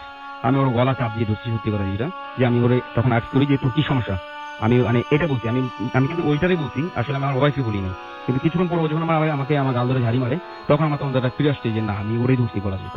তো এই জিনিসটা খুব ব্যাড ছিল, আসলে এটা ভয়ানক একটা ব্যাপার ছিল, যেটা আমি দেখে অনেক ভয় পাইছি, আর ও বুঝতে পারছে ব্যাপারটা। আচ্ছা। তো এরকম ঘটনা আপনার সাথে রেগুলার চলতেছে। আপনি একটা জিনিস বলছিলেন, সেটা খুব অবাক লেগেছে আমার কাছে, সেটা হচ্ছে যে আপনারা রিসেন্টলি বাসাটা চেঞ্জ করার এখন 10-12 দিন ধরে, মানে খুবই কম, একবারে অনেক কমে গেছে, যে এখন আর সমস্যাটা হচ্ছে না মনে হইতেছে এরকম। এটা কি আপনি কি একদম মানে দেখছেন যে ড্রাস্টিক্যালি এই জিনিসটা চেঞ্জ আসছে? যে যখন আপনি ডিসিশন নিয়েছেন যে আমাদের ডেটটাও শেষ হইতেছে ডিসেম্বরে, এবং দিন শেষ হচ্ছে এবং আপনাদের ঝামেলা ঝামেলা মোটামুটি হয়তো শেষ হবে। আচ্ছা, কখনো কোনোদিন এরকম হয়েছে যে এই বাসায় যারা আগে ছিল তাদেরকে আপনি জিজ্ঞেস করেছেন কখনো যে ওই যাদের আগে ছিল একজন, ওনার আব্বা, মানে ওই মহিলার সাথে কথা হয়েছে আমার, যে ওনার আব্বা সেম ভাবেই আর কি স্ট্রোকটা করার পরেই মারা যায়। আচ্ছা, স্বীকার করছে এরকম সাউন্ড সমস্যা ছিল। আর আমাদের তার মানে আপনাদের এই বাসাটায় যারাই থাকুক না কেন তারা সবাই একই রকম ফেস করে এবং দিনে রাতে কোনো ব্যাপার না। আচ্ছা, কোনো সময় কি স্পেসিফিক, যেমন আপনার শব্দটাকে নির্দিষ্ট সময় শোনেন, ঠিক একইভাবে কোনো সময় কি দেখেছেন যে উৎপাতটা বেশি বাড়ে? উৎপাতটা যেদিন বেশি হবে সেদিন মনে করেন যে আপনার 3টা থেকে শুরু হবে, 4টার আগ থেকে, আর 4টার ঠিক 10-15 মিনিট আগেই শুরু হবে। আপনি রাত না দিন একটু বলতে হবে আমাদেরকে। লাস্ট আমি এটা রাত না দিন তাই রাতে গভীর রাতে, মানে 3টা 3:30 পরে আমি 3:45 হবে, যে মানে ওইখানে আশেপাশে পল্টনের ওই জায়গায় কেউ মোরগ পালার কথা না, একটা ন্যাচারাল মোরগে আমি মানে ডাক শুনতেছি, এবং ও শুনছে আমার সাথে, আমি ডাক দিয়ে শুনাইছি, দেখো শুনতেছি যে ওই রাগান্বিত শব্দটা হওয়ার পরে কিছুক্ষণ পরেই মোরগ ডাকতেছে। প্রায় সময় আমি মোরগের ডাকেও আমার ঘুম ভাঙছে রাত্রে, তখন বাজে আপনার 3:30। ঢাকা শহরে মোরগের ডাকে ঘুম ভাঙা ব্যাপারটা খুবই, হ্যাঁ, তাও আমাদের পাশে আশেপাশে মানে বিল্ডিং, কোনো জায়গা নেই, এরকম অবস্থা। ওকে, থ্যাংক ইউ ভেরি মাচ আমাদের সঙ্গে থাকার জন্য। অনেক তো আমরা চলে যাই আমাদের পরবর্তী অতিথির কাছে। আপনার নামটা প্লিজ একটু বলবেন, আপনি কোথা থেকে এসেছেন, তারপর আপনার ঘটনায় যাবো। হ্যালো লিসনার, হ্যালো রাসেল ভাই। হ্যালো, আমি শেরপুর থেকে এসেছি। আমি বর্তমানে সাউথ ইস্ট ইউনিভার্সিটি সিসি ডিপার্টমেন্টে আছি। ওকে, চলে যাই আপনার ঘটনায়। ঘটনাটা ঘটে আমার বাবার সাথে। বেসিক্যালি আমি যখন ক্লাস 2-তে পড়ি, তার মানে আজকে থেকে প্রায় 12 বছর আগের ঘটনা। আমার বাবা আমার ফ্যামিলিতে সবচেয়ে বড় ছিল। আমাদের জয়েন্ট ফ্যামিলি ছিল, জি, বলে রাখা ভালো। আমাদের মানে দাদার যে মানে প্রপার্টি ছিল সেটা দেখাশোনা আমার বাবাই করতো। তো বেসিক্যালি সারাদিন কাজকর্ম শেষে, সবকিছু দেখাশোনা করা শেষে আমাদেরকে নিয়ে আমার বাবা মা সহ আমরা নানু বাড়িতে বেড়াতে যাই। তো আমাদের বাড়ির রাস্তাটা হচ্ছে এরকম, আমাদের বাড়ি থেকে নানু বাড়ির রাস্তাটা হচ্ছে 1 কিলোমিটার দূরত্ব, যেখানে 1/2 কিলোমিটার আমাদের মানে মাটির রাস্তা ছিল, আর 1/2 কিলোমিটারের মতো ছিল মানে মেইন রোড। তো আমরা মেইন রুটে উঠতে হলে আমাদের হাফ কিলো রাস্তা মানে পায়ে হেঁটে যেতে হতো। তো ওইখানে মানে যেখানে পায়ে হেঁটে যেতে হতো সেখানে একটা জঙ্গল ছিল, যেখানে মাঝে মধ্যে কিছু অস্বাভাবিক কার্যকলাপ ঘটতো, যেমন কিছু দেখা যেত শ্যাডো বা কিছু আওয়াজ আসতো, কিংবা মাঝে মধ্যে দেখা যেত যে মানে কোনো একটা আগুনের ফুলকে হঠাৎ করে জ্বলে উঠতেছে। তো আমরা সন্ধ্যা 7টার দিকে রওনা হয় আমার নানু বাড়ির উদ্দেশ্যে। তো যেতে বেশিক্ষণ লাগে না। তারপরে আব্বু রাতে খাওয়া দাওয়া করলো অ্যান্ড নানার সাথে গল্প করা শেষে বাড়িতে চলে আসলো আসার সময় আর কি। তো তখন রাত বাজে 11:30। আব্বু আমাদের নানু বাড়ি থেকে রওনা দিল। রওনা দেওয়ার পর মানে যখন মেইন রোডটা ক্রস করে মাটির রাস্তায় নামতে যাবে, তখন কিছু কুকুর লাইক মানে কিছু আওয়াজ করতে থাকলো। আব্বুকে দেখে রাগান্বিত হয়ে বা এরকম টাইপের কিছু। তো আব্বু কি করলো, এগুলোতে ভয় পাইতো না, যে তাই মানে একটা গাছের ডাল ভেঙে আব্বু কুকুরগুলোকে তাড়িয়ে দিতে লাগলো। তো এক পর্যায়ে কুকুরগুলো সব চলে গেল এবং আব্বু মানে ওই রাস্তায় মানে যাওয়া শুরু করলো। রাস্তাটার বর্ণনা হচ্ছে এরকম যে মানে রাস্তার এই মাথায় কিছু বাড়িঘর, আর আমাদের বাড়িঘরটা যেখানে সেখানে বাড়িঘর, মাঝখানে হাফ কিলোমিটারের মধ্যে আর কোনো বাড়িঘর নাই, মাঝখানে শুধু একটা জঙ্গল, আর জঙ্গলের পাশে একটা পুকুর ছিল। তো পূর্ণিমার রাত ছিল। আব্বু আস্তে আস্তে মানে আমাদের বাড়িতে যাইতে থাকে। কিছুক্ষণ যাওয়ার পর আব্বু কিছু একটা মানে নোটিস করতে পারে যে পুকুরের পাশে কোনো একটা কিছু শুয়ে আছে, লাইক সাদা কাপড় চোপড় পরে লাশের মতো করে। তো আব্বু ভাবছে হয়তো বা পূর্ণিমার রাত কোনো একটা রিফ্লেক্ট বা এরকম কিছু পড়ছে রাস্তার উপরে, এই জন্য এরকম লাগছে। দেন আব্বু আস্তে আস্তে মানে এগোতে থাকে। কিছুক্ষণ যাওয়ার পরে যখন জঙ্গলটার পাশে যায় এবং মানে মোড়টা ঘোরে, তখন দেখতে পারে যে আসলে একটা লাশ একটা খাটিয়ার উপরে শুয়েছিল, যেটা মানে পুরো রাস্তাটা ব্লক করে ফেলছিল। তো আব্বু বেসিক্যালি একটু ভয় কম পায়। তো ভাবলো যে এই রাস্তা দিয়ে তাহলে যাওয়ার দরকার নাই, অন্য একটা রাস্তা বেছে নিই আর কি। তো অল্টারনেটিভ আরেকটা রাস্তা ছিল, সেই রাস্তায় আব্বু মানে যাওয়ার জন্য প্রস্তুত হলো। কিন্তু সেম প্রবলেমটা আব্বুর সাথে ঘটতে থাকলো, রাস্তার মধ্যে লাশ এরকম কিছু একটা। তো আব্বু ভাবলো যে এই রোড দিয়ে যদি যায় তাহলে একটা নদী পড়বে, যেখানে আরো ঝামেলা হতে পারে, নদীর মধ্যে অনেক ঘটনা ঘটতে পারে। সো আব্বু ভাবলো যাই হোক এখান দিয়ে যেতে হবে আমাকে। সো আগের যে রাস্তাটা ছিল সেখানে ফেরত আসলো আর ওই দিক দিয়ে যেতে শুরু করলো। কিন্তু ওই জঙ্গলটার সামনে যখনই গেল, তখনই ওই লাশটা আব্বুর সামনে পড়লো। আর তখন আব্বু মানে খুব একটু ভয়ই পেলো যে আসলে বারবার একই জিনিস ঘটতে রিপিট করতেছে। তো আব্বু বলে রাখা ভালো যে স্মোক করতো, টেনশনের কারণে হয়তো বা পকেট থেকে একটা সিগারেট বের করে মানে সিগারেটটা লাগালো। তো রাসেল ভাই, এটা আসলে আমরা যতটুকু জানি যে মানে আগুন দেখলে এরা মনে হয় মেবি ভয় পায়, এটা জানতো আর কি। তো যখন মানে আব্বু সিগারেটটা ধরালো, কিছুক্ষণ পরে লাশটা একটু সরে গেল এবং আব্বুর যাওয়ার জন্য রাস্তা মানে যাওয়ার জন্য হেঁটে যাওয়ার জন্য যতটুকু রাস্তা ততটুকু আব্বু জায়গা পেল। তো যখনই সুযোগ পেল আব্বু তখন মানে তাড়াতাড়ি করে চলে গেল, যেখানে একটা সেচ পাম্প ছিল ওইখানে গিয়ে দাঁড়ালো। তারপরে সেই শ্যাডো বা লাশটা যেটা, সেটা মানে আব্বুকে বলতেছে যে তোমার দোয়ার কারণে আজকে বেঁচে গেলি, তো তুই যা, তোর সাথে কোনো এক সময় আবার দেখা হবে। তো নর্মালি আব্বু চলে আসলো বাড়িতে এবং যেহেতু মানে মোটামুটি ভয় পাইছে, আর আব্বু একটু দূরে ছিল, মানে দাদার ঘরের চেয়ে আমাদের ঘরটা একটু দূরে ছিল। তো এখানে আসার পরে রাত তো অনেক হয়েছে, প্রায় 12:30 বাজে। তো আব্বু আসলে কারোর সাথে এই ঘটনাটা শেয়ার না করে ঘুমিয়ে পড়ে। তো মাঝরাতে হঠাৎ করে আব্বুর মানে ঘুম ভেঙে যায়, সেটা আম্মুর ডাকে। তো আম্মু মানে আম্মুর মতো দেখতে একজন মহিলা, ঠিক যে কাপড় আম্মু নানু বাড়ি গেছিল সেই কাপড়টাতেই সেম ভাবেই আব্বুকে ডাকতেছে বাইরে যাওয়ার জন্য বাইরে থেকে। তো আব্বুর আর মানে প্রিভিয়াস যে ঘটনাগুলো সেগুলো মনে নাই কিছুই। তো আব্বু অনুকরণ করতে লাগলো ওই মহিলাটার, যে চলো বাইরে যাবো। আব্বু বলছে ওকে চলো। তো টিউবওয়েল অনুসরণ করতে লাগলো। জি। জি। আব্বু আসলে মানে টিউবওয়েল পাড়ের কাছাকাছি গিয়ে আম্মুকে বললো যে আচ্ছা তুমি যাও, আমি একটু সিগারেট খাবো। তো আম্মু বললো যে না, তুমি আমার সাথে চলো, আমি টিউবওয়েল পাড়ে যাবো না, আমি আসলে জঙ্গলটাতে যাবো একটু। তাহলে এত রাতে জঙ্গলে? বলছে হ্যাঁ দরকার আছে। তো আব্বুর হঠাৎ করে মনে হলো যে আম্মু তো আসলে জঙ্গলে যাওয়ার কথা না, এবং সে তখন মানে আগের যে রাতের ঘটনাটা সেটা মনে করতে লাগলো, আসলে পুরোটাই মনে পড়ে গেল আর কি। তো আব্বু আস্তে আস্তে ব্যাক স্টেপ নিচ্ছিল, তখন মানে ঘরের মধ্যে এসে দরজা লাগিয়ে দিল এবং প্রচন্ড ভয় পেল, যে কারণে বাইরে আর গেল না বা কাউকে ডাকও দিল না। তারপরে সারা রাত জেগেছিল। তো শেষ রাতের দিকে ঘুমিয়ে পড়ে। সকালবেলা উঠে প্রচন্ড জ্বর থাকে, আমাদেরকে খবর দেওয়া হয়, আমরা আসি। ঘটনাটা এইখানে থেমে গেলে হয়তো বা ভালো হতো, এর চেয়ে বেশি খারাপ কিছু হতো না।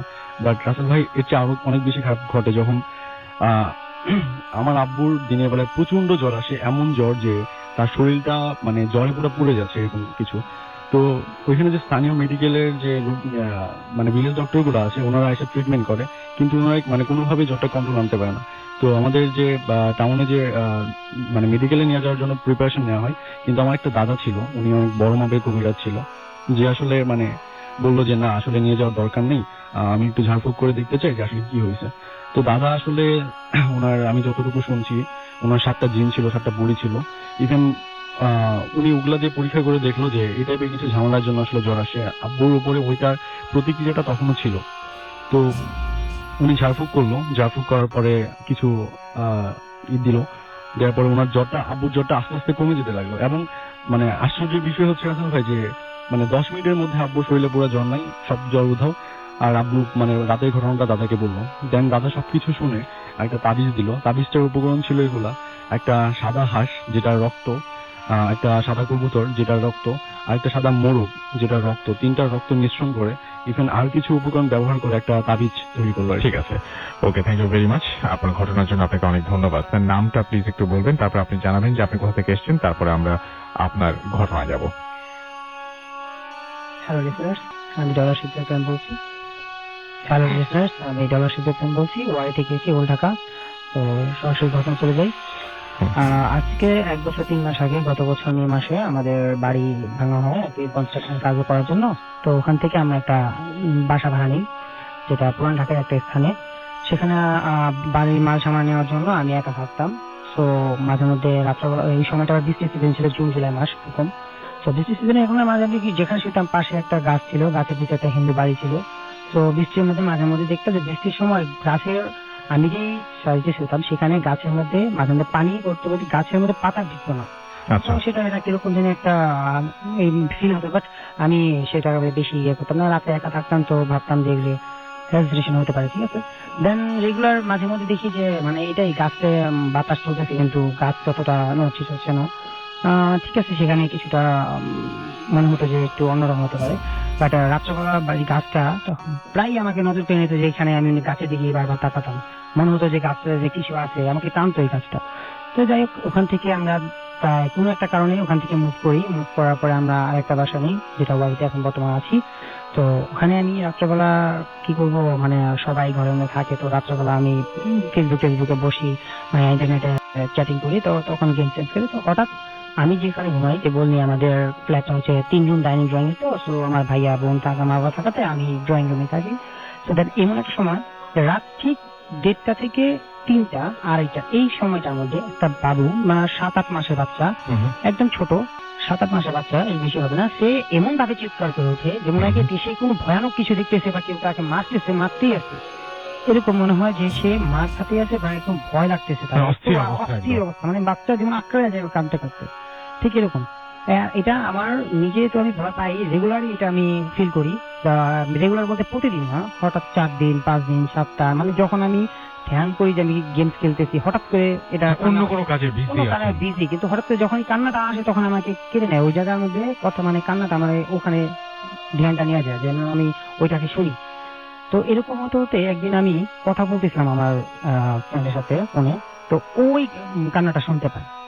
আমি এর আগে একবার ওকে আমি শেয়ার করছিলাম যে দেখো আমি রাত্রেবেলা এরকম শুনি, কিন্তু আমি আমাদের অ্যাপার্টমেন্টে জিজ্ঞেস করে দেখেছি যে আমাদের উপর থেকে নিচ পর্যন্ত কোনো এরকম ছোট বাচ্চা নেই। 7-8 মাসের বাচ্চা দুটোর কথা, 1-2 বছর বাচ্চা নেই।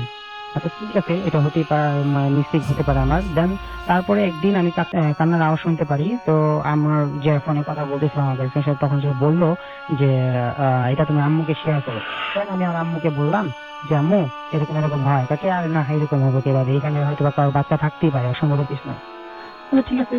দেন আমার আম্মুকে আমি একদিন হঠাৎ করে কান্নার সাথে উঠে নিয়ে এসে পরে দেখি যে সে কান্না করতেছে। আমার আম্মু যখন আসলে আমি ডাক্তার শুনলাম, তখন আমার আম্মু শুনতে পারতেছে না, আমিও পাইনি আওয়াজ। ঠিক আছে, আম্মু কিছুক্ষণ পর চলে যাওয়ার পরে 5 থেকে 6 মিনিট পরে আমি যখন শুয়ে পড়তেছি, আবার সেই কান্নার আওয়াজ। কি হলো এটা তো আমি রেগুলার এটা বুঝতে পারছি। ঠিক আছে, দেন আরেকদিন আমি এখানে আবার সেই চ্যাটিং আর গেমস খেলাতে ব্যস্ত ফেসবুকে।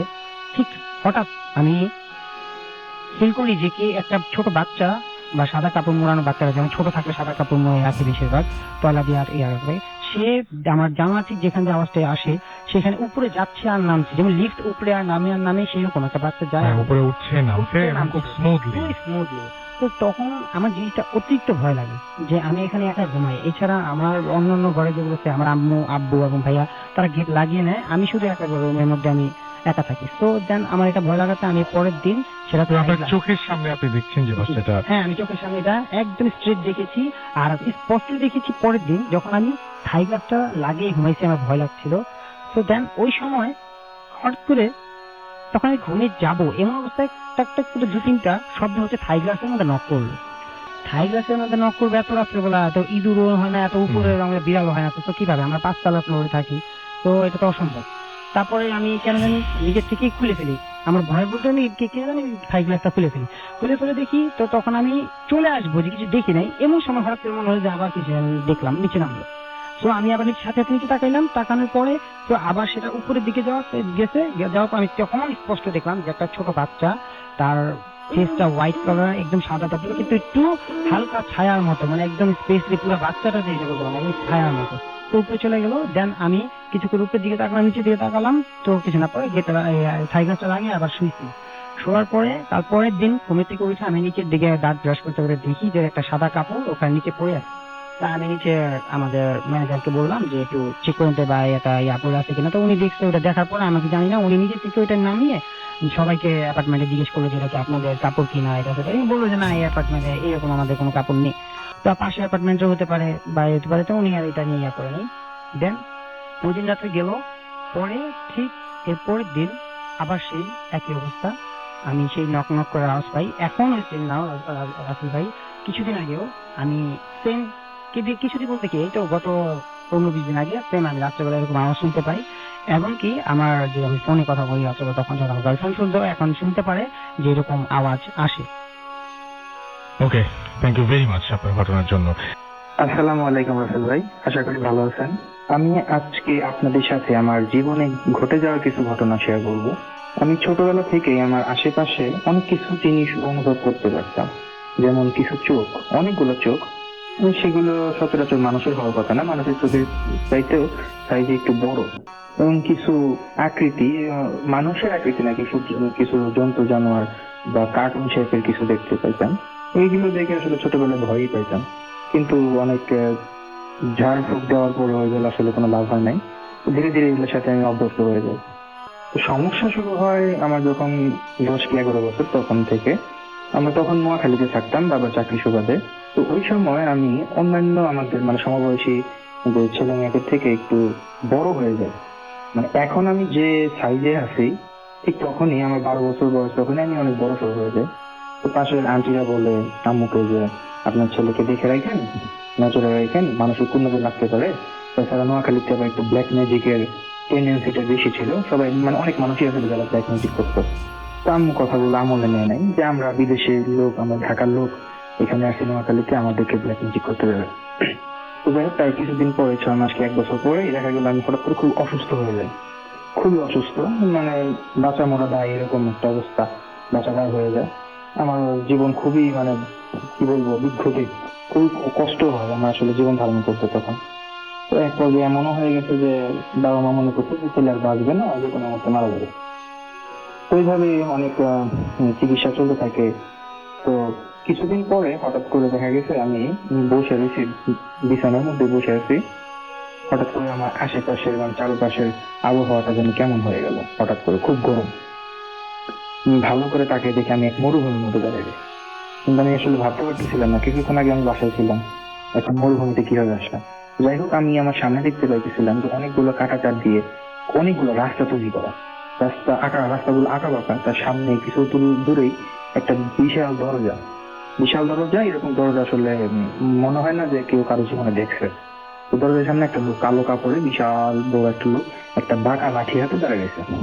তো কিছু মাছের বাজারে থাকলে যেরকম আসলে কিছু শব্দ পাওয়া যায়, বিভিন্ন কারো শব্দ কিছু বোঝা যায় না, ঠিক সেরকমই দেখা গেছে যে আমি আমার কানে কিছু শব্দ আসতে লাগলো, অনেকগুলো শব্দ, কিন্তু আসলে কিছু স্পষ্ট শুনতে পাইতেছিলাম না।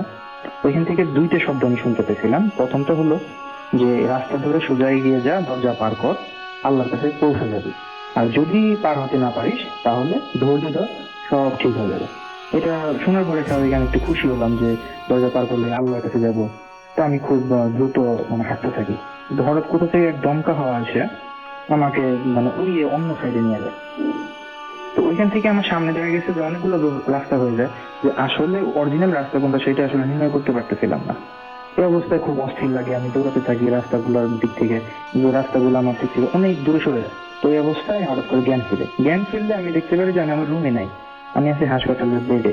আমার হাতে স্যালাইনের সুই ফোরানো আছে, না মুখের মধ্যে অক্সিজেন মাস্ক।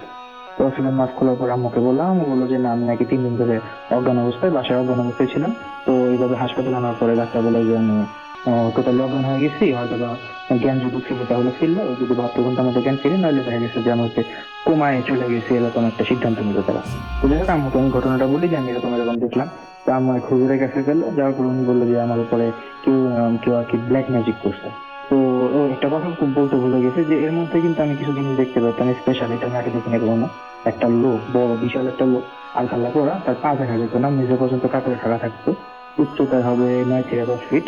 সে একটা বিশেষ ধরনের দা, এই দাটা আমি আসলে জীবনে কোনোদিন দেখি নাই, কোনো বই পুস্তক বা কোনো ছবিতেও এইগুলো দেখি নাই। তো দাটা নিয়ে আমাকে মারতে আসতো, খুব দিতে আসতো। তো এটা আমি একা থাকলেই আমার সাথে আমার সামনে উনি আসতো, কিন্তু কেউ আসলে, কেউ আমার পাশে আসলে উনি চলে যেত। আমি চিৎকার করতাম, ভয় পাইতাম, আমার ভয় জ্বর এসে যেত, এরকম অবস্থা। কিন্তু তাকে আসলে কেউ কোনোদিন দেখে না। তো যাই হোক, ওই হুজুরকে বলার পরে হুজুর বললো ব্ল্যাক ম্যাজিক করছে, সে মাটিতে কিছু দাগ কাটলো, আমাকে কিছু পানি করে দিল, কিছু ঝাড়ফুঁক দিল, দিয়ে বললো যে বাসায় যান। আমাকে বললো বাসায় যান, বাসায় যেয়ে দেখেন যে ঘরে কোনো না কোনো জায়গায় তাবিজ আছে। তো যাই হোক আমরা বাসায় গেলাম, বাসায় যাওয়ার পরে আমরা তাবিজ খুঁজতে লাগলাম। খোঁজার পরে অনেকক্ষণ পরে আমার স্কুল ব্যাগের মধ্যে এক কোনায় তাবিজটা সেলাই করা ছিল, কাগজে বাঁধানো। ওই কাগজটা বের করার পর ওখানে ডাল, চাল, তারপরে ছোট হয়তো চামড়া বা মাংস এরকম জাতীয় ছোট কিছু ছিল। তারপর অনেকগুলো পোকামাকড়, মানে ওগুলো পচে ওখানে পোকা ধরে গেছে, এরকম অবস্থা। ঠিক ওই সময় কিন্তু আমার এই অবস্থা ছিল যে আমি পড়ালেখাটা আমার টোটালি ধ্বংস। আমি টোটালি বিছানায় পড়ে থাকতাম, বাইরে যেতে পারতাম না, সে মানে সাধারণ জীবনের থেকে বাইরে চলে গেছিলাম। যাই হোক, তারপরে থেকে আমি তাবিজটা হুজুরের কাছে নিয়ে পড়ে উনি তাবিজটা রেখে দেন, রেখে বলে ঠিক আছে, এরপরে এই ধরনের সমস্যা হবে না। তো তারপরে আমি আর ওই যে দাল আর লোকটাকে দেখতে পাই না, সে আমাকে মারতে আসে না। কিন্তু হয় নতুন ঘটনাটা হলো যে আমি স্বপ্নে যাই দেখি, তার কিছুদিন পরে তার সত্য হয়। যেমন দেখা গেছে যে ওই সময় আমাদের ফ্যামিলি সম্পর্কে বা আমার ভবিষ্যতে, যেমন আমার ওয়াইফ সম্পর্কে আমি যা যা বলছি, যে বয়সে আমার বিয়ে হয়েছে সে বয়সে আসলে বিয়ে হওয়ার কথা না, তারপর বিয়েটা হয়েছে যে বয়সে, ওই সময়কার কথা, আমার ওয়াইফ কিরকম দেখতে হবে বা তার মানে সব ধরনের কথা আমি বলতে পারতেছিলাম। তো এরকম অনেক কিছুই আমার ফ্যামিলিতে আমি বলি। এখনো দেখা গেছে যে আমি অনেক ধরনের কথা যেটা আমি অগ্রিম বলে দিতেছি যে জিনিসটা ভালো হবে বা খারাপ হবে। তো এরকম আমি স্বপ্নে দেখি, আমি কিন্তু মানে জাগনা অবস্থায় আমি এগুলো বলতে পারি না। স্বপ্নে যদি কিছু দেখি, ভালো হোক খারাপ হোক, আগে বললে এটা কিছুদিন পরে সেই জিনিসটা হবে। তো ওই জিনিসটা আমি ঠেকাইতে পারি না, যদি খারাপ হয় তাহলে আমি সেটা ঠেকাইতে পারি, সেটা হবে। আর ভালো হলে তো হবে। এভাবেই আমার আসলে সারা জীবন চলতে থাকে। তো একটা জিনিস যেটা, যে আমি অন্য কিছু দেখতে পাই না, কিন্তু একটা জিনিস আমি বুঝতে পারি যে আমার আশেপাশে 8 থেকে 10 জন লোক সবসময়ই থাকে, সেটা আমি একা থাকলে আমি অনুভব করি। যার কারণে কিন্তু আমি আসলে একা কোনো সময় থাকি না, আমার পাশে কেউ না কেউ থাকে।